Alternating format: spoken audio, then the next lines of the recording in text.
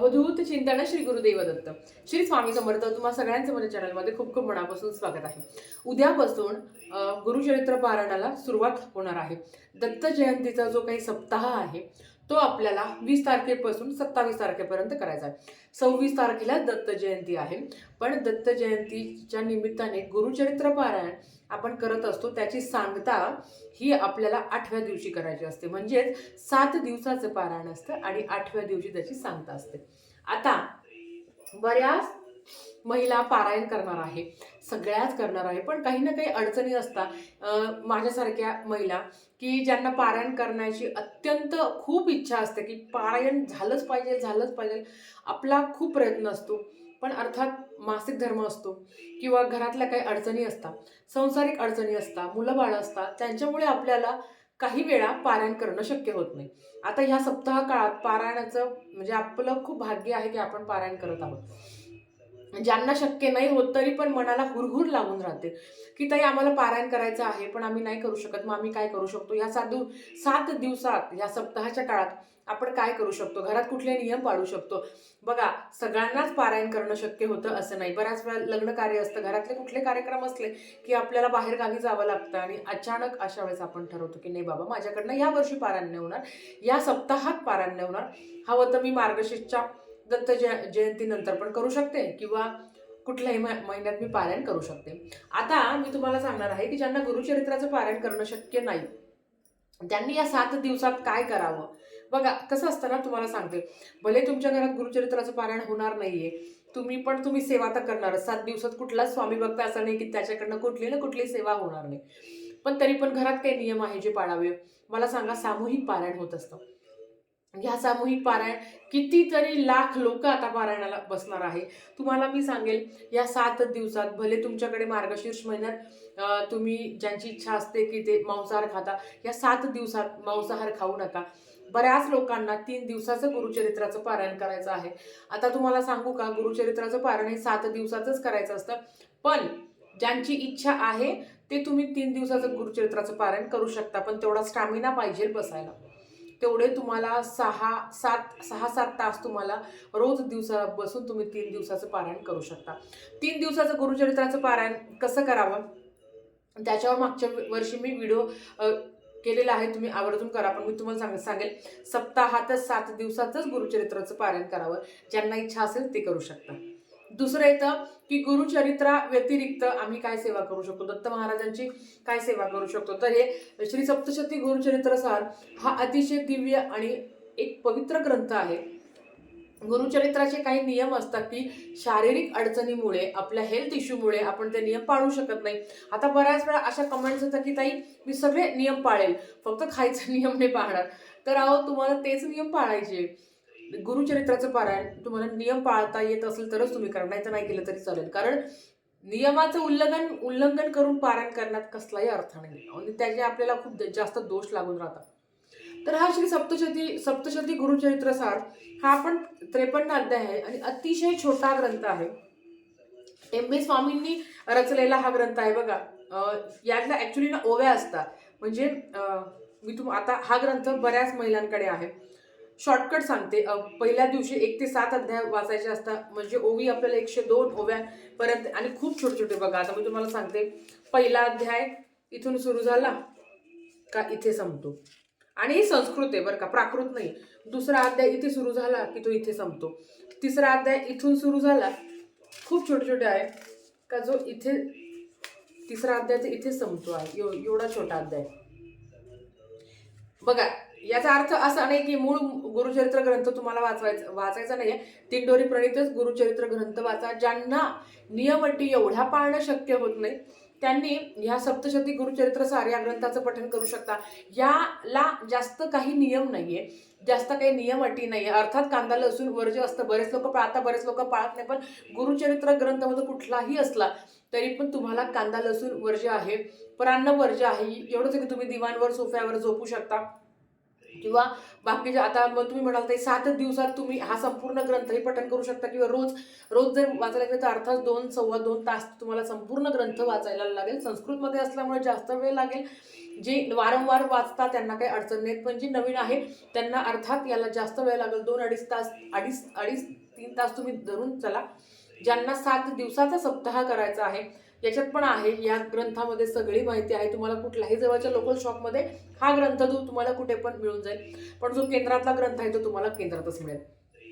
तर ह्या ग्रंथाचं तुम्ही पारायण करू शकता ज्यांची इच्छा आहे त्या. आता ह्या ग्रंथाचे नियम अटी तेच आहे की कांदा लसूण वर्ज्य असतं. ब्रह्मचर्याचं पालन जर तुम्ही 7 दिवसाचा हा ग्रंथ वाचणार आहे तर आता आता तुम्हाला सांगते, 7 दिवसाचा हा ग्रंथ वाचणार आहे आणि गुरुचरित्रच ग्रंथ तुम्ही वाचणार आहे, थोडंफार ब्रह्मचर्याचं पालन करण्याचा प्रयत्न करा. पण बऱ्याच वेळा अशा कमेंट्स येतात की ताई आम्ही मुलांसाठी प्रयत्न करत आहोत, बाळांसाठी प्रयत्न करत आहोत, अशा वेळेस काय करायचं? मग मी तुम्हाला सांगेल की तुम्ही मग ग्रंथच नका वाचू. जे नियम आहे ते तुम्हाला पाळावेच लागतील. याला फक्त कांदा लसूण सोडून तुम्ही कुठल्याही भाज्या खाऊ शकता. चपाती भाकर, ज्वारीची भाकर, भात तुम्ही खाऊ शकता, डाळी खाऊ शकता. फक्त कांदा लसूण वर्ज्य असतो. बरेच लोक हा ग्रंथ वाचताना काहीही पाळत नाही. प्रत्येकाचा श्रद्धेचा भाग असतो, पण मला असं वाटतं की ग्रंथ वाचताना थोडेसे नियम अटी पाळणं खूप महत्वाचं आहे. तर हा ग्रंथ तुम्ही पठण करू शकता. याला काही जास्त खूप काही नियम नाही आहे, तुमच्याकडनं जेवढं पाळलं होईल तेवढं तुम्ही पाळावं. अजून आता ज्यांचे 21 दिवसाची स्वामीचरित्र सारामृताचं चालू आहे, तर या अर्थात या 8 दिवसात तुम्ही स्वामीचरित्र सारामृत आपल्याला कंटिन्यू करायचं आहे. ज्यांना स्वामींची सेवा करायची इच्छा आहे की ताई आम्ही 21 दिवसाचं पण नाही केलं आणि आम्ही 11 दिवसाचं पण नाही केलं, मग आम्ही काय करू शकतो? उद्यापासून दररोज तुम्ही स्वामीचरित्र सारामृत नित्य सेवा तर करू शकता ना. संपूर्ण स्वामीचरित्र सारामृताचं पठण केलं तर सोन्याहून पिवळं, खूप भारी. पण नाही शक्य होत तर 3-3 अध्यायाने 11 माळी तरी पठण करण्याचा प्रयत्न करा. त्याच्याबरोबर रोज एक एक पाठ केला तर तुम्ही विचार केला करा तुमचे 7 पाठ होतील. 7 स्वामीचरित्र सारामृताचे पाठ म्हणजे काय? एक पाठ म्हणजे काय? 1 ते 21 अध्याय एवढं तर माहिती आहे. मग 7 पाठ तुम्ही करू शकता. ज्यांना मुलं बाळ आहे, घरात चालत नाही स्वामी सेवा, अर्थात त्यांनी फक्त एकच सेवा करा. मग तुम्ही 11 वेळा तारक मंत्र म्हणा, या 7 दिवसात 11 वेळा तारक मंत्र म्हणा किंवा 11 माळी श्री स्वामी समर्थ मंत्राचा जप करा. रोज 11 माळी, अशा 7 दिवस तुम्ही 11 माळी जप करू शकता. किंवा स्वामीचरित्र सारामृताचे रोज एक पाठ म्हणजे 1 ते 21 अध्याय. मॅक्झिमम 1.5 तास लागतो. खूप छोटी सेवा आणि खूप साधी आणि खूप गोड सेवा आहे ती. ती तुम्ही करू शकता 7 दिवस. आता काय होतं ना, अर्थात मध्ये मासिक धर्म आल्यावर कुठलाही संकल्प तुम्ही सोडूनच द्या तो संकल्प, की महाराज मी 7 पारायण करते आणि 7 दिवसाचं करते. कारण ज्यांचे मासिक धर्म आलेले आहे, आपली अडचण आहे की मासिक धर्म म्हणून तर आपण गुरुचरित्राचं पारायण करणार नाही किंवा काही अडचणी असेल, आज होईल, उद्या होईल, जेवढे होईल तेवढी सेवा करा. मी तर म्हणते मोजू पण नका. 7 पारायण होतील की 5 होतील की 4 होतील की 1 होतील. महाराज मी ह्या 7 दिवसात फक्त तुमच्यासाठी सेवा करायची आहे. तुम्ही सगळ्यांसाठी एवढं करता. आपण कधीतरी कृतज्ञता व्यक्त केली पाहिजे ना, की नेहमी देवाकडे मागायचंच. आपली लिस्ट कोणाचीच काय, तुमची काय आणि माझी काय संपतच नाही. पण कधीतरी फक्त कृतज्ञता व्यक्त करण्यासाठी, की माझा भूतकाळ कसा होता, माझा वर्तमान काळ तुम्ही कसं केला आणि माझं भविष्यकाळ तुम्ही कसा करणार आहे. या सगळ्यांची फक्त थँकफुल, फक्त कृतज्ञता व्यक्त करण्यासाठी या दत्त जयंतीच्या काळात महाराजांची जास्तीत जास्त सेवा करा.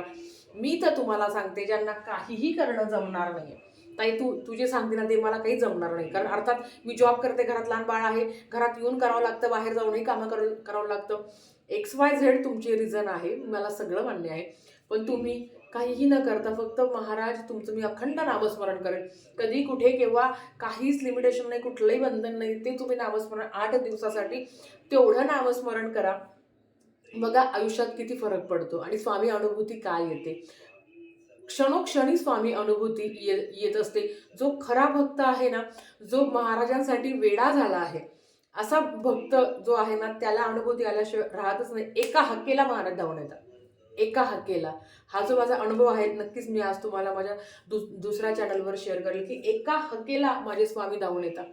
पण महाराज 10 पावलं तुझ्याकडे येतील, पण तू 1 पाऊल जर टाक का तू फक्त वाटच बघतोय की महाराजांनी येईल. नाही, त्याला तुझा टाईम हवा आहे. महाराजांना तुमचा टाईम हवा आहे आणि तोच आपल्याकडे नसतो. ह्या दत्त जयंतीच्या काळात महिलांनो जास्तीत जास्त सेवा करा.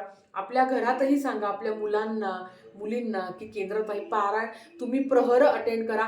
प्रहरांचा एवढा भयानक अनुभव येतो. साक्षीदार मी स्वतः आहे. प्रहरांना 1 तास तरी जा, ज्यांना इथे घरात बसणं शक्य होत नाही त्यांनी केंद्रात जाऊन प्रहर अटेंड करा, प्रहरांची सेवा करा. ह्या 8 दिवसात जीवाचे हाल होतील, काही होतील, केंद्रातून हवं ते काम करा. झाडायचं, केंद्र जेव्हा झाडतो ना तेव्हा महाराज आपले कर्म झाडत असतात, आपण आपले कर्म झाडत असतो. केंद्र झाडायची अतिशय उच्च कोटीची सेवा आहे. फक्त जाऊन केंद्रात आरती करणं आणि ते काहीच नाही, त्या सेवेला काही किंमत नाहीये. केंद्रातली साफसफाई करणं, औदुंबराच्या झाडाखालचं सगळं साफ करणं, महाराजांचे भांडे घासणं, ही अतिशय उच्च कोटीची सेवा आहे आणि सोन्यासारखी सेवा आहे. आजही मोठे मोठे अधिकारी चप्पल स्टँडवर चप्पलांची सेवा करतात. आपण केंद्रात जातो, इकडे तिकडे चप्पल टाकून देतो, जातो पटकन महाराजांकडे बसतो, पण आपली चप्पल उचलताना ते जागेवर ठेवतात. इतके मोठे मोठे अधिकारी आहेत, त्यांचं सोनं ही खूप उच्च कोटीची सेवा आहे. केंद्रात जाऊन फक्त नामस्मरण करणं, स्वामीचरित्र सारामृत करणं नाही, याही सेवा तेवढ्याच महत्वाच्या आहेत. केंद्रात ते जे आपण चादरी वगैरे टाकतो खाली बसायला, त्या गोळा करणं, भांडी घासणं, महाराजांचे जे काही वस्त्र आहे ते धुणं, ह्या सेवेत भाग घ्या. सॉरी. ह्या सेवा करून काय अनुभव येतो आणि मन किती प्रसन्न वाटतं, एवढं भारी वाटतं ना. अरे बापरे, आज मी माझं केंद्र झाडलं, आज मी भांडी घासले. घरात तर किती पण भांडे घासतो, पण महाराजांचे आपण ताट, त्या ज्या ताटात महाराज अन्न उष्टावता, नैवेद्य उष्टावता, ते ताट आपण घासतो. असं वेळ पाहिजे, असं जुनून पाहिजे महाराजांच्या सेवेसाठी. असाच व्यक्ती असतो ना की त्याच्यासाठी महाराज पदोपदी धावून येतात, काहीच सांगावं लागत नाही. प्रत्येक क्षणाला आपल्या आधी तिथे महाराज असतात आणि आपलं काम सॉल्व्ह करून देतात. आय नो व्हिडिओ जरा मोठा झाला असेल, पण माहिती तेवढी महत्वाची आहे. महिलांनो, कृपया करून जवळच्या केंद्रात जा, केंद्रात पारायणाला बसा. नाही शक्य होत तर घरात करा. आणि प्रहर, याग अटेंड राहा. ते याग कानी पडणं खूप मोठं सेवा आहे, खूप उच्च कोटीची सेवा आहे. परत 6 महिन्यानंतर सेवा नाहीये. येणाऱ्या 6 महिन्यामध्ये मी जगते का नाही मला गॅरंटी नाही, तर मी तुमचं काय सांगू. म्हणून आत्ता आलेला दिवस महाराजांसाठी घालवा. कोण काय बोलतं, काय विचार करतो, काही फरक नाही पडला पाहिजे, मी आणि माझे महाराज, बस, बाकी काहीच नाही. तर व्हिडिओ मोठा झाला असेल तर माफ करा. झालेली सेवा महाराजांच्या चरणी मी रुजू करते आणि आज इथेच थांबते. आवडल्यास ते लाईक, शेअर, सबस्क्राईब करा. भेटूया परत अशाच एका नवीन व्हिडिओसोबत. श्री स्वामी समर्थ.